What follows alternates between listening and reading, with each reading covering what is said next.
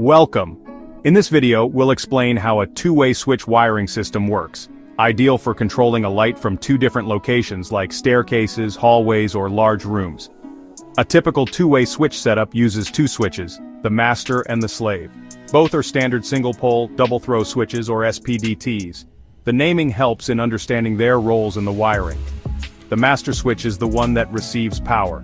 Its common terminal is connected to the line or phase wire from the distribution board.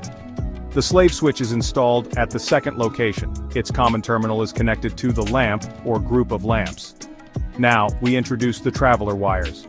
These are two wires that link the two switches. The two traveler terminals on the master are connected to the two traveler terminals on the slave.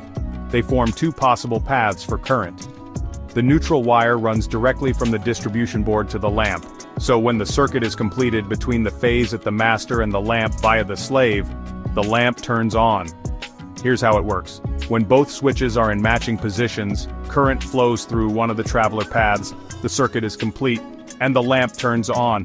Flip either switch and the positions mismatch. The circuit is broken, the lamp turns off. This setup is especially useful for stairways, corridors, and large rooms where controlling a single light from 2 points is necessary. Let's summarize.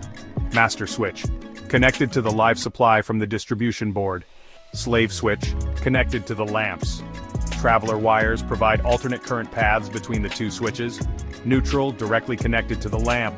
Working mechanism, the lamp toggles on or off depending on the position combination of the switches. Thanks for watching. For more electrical and tech tutorials, like, share, and subscribe.